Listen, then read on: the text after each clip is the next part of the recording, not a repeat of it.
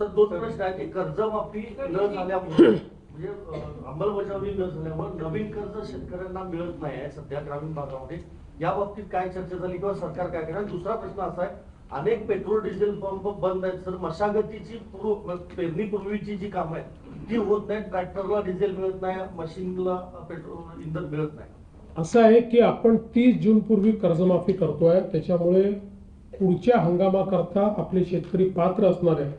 आपण जर सायकल बघितलं तर बहुतांश शेतकरी हे जूनच्या शेवटी जुलैमध्येच त्या ठिकाणी कर्ज घेत असतात. त्यामुळे आपण ते सायकल चेक केलेलं आहे आणि म्हणून उलट यावर्षी जास्त शेतकरी पात्र होतील आणि त्यांना आणि आम्ही आज बँकांना हे देखील सांगितलं की एकदा आम्ही यादी अप्रूव्ह केली की त्याच्यानंतर आमचे पैसे जमा झाले नाही तरी तुम्ही त्यांना कर्ज द्या, कारण आमचे पैसे जमा होणारच आहे आणि आमच्या पैसे जमा व्हायला विलंब झाला तर तुम्हाला व्याज मिळतं. तर तेही त्यांनी मान्य केलं आहे. त्यामुळे तो प्रश्न येणार नाही. डिझेलच्या संदर्भातला थोडा मुद्दा हा ग्रामीण भागांमध्ये आता या ठिकाणी तयार झाला आहे. सगळ्या जिल्हाधिकाऱ्यांना सूचना दिल्या आहेत, कारण साधारणपणे जो कोटा असतो तो सगळा कोटा मिळतोय, पण अचानक वापरामध्ये 20-25% वाढ ही काही ठिकाणी दिसते. तर याचा अर्थ असा आहे की थोडं साठवणूक किंवा काही लोक अधिकची साठेबाजी करतायत.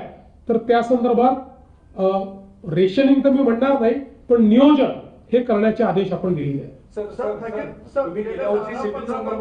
थकीत असलेल्या शेतकऱ्यांना त्यांना खरीप कर्जमाफीची जास्त गरज आहे, मात्र सरकार पीक कर्ज माफ काय करते? जे कृषी कर्ज घेतलेले शेतकऱ्यांनी शेतीसाठी जी थकीत आहेत ते कृषी कर्जच आहे, ते पीक कर्जच आहे.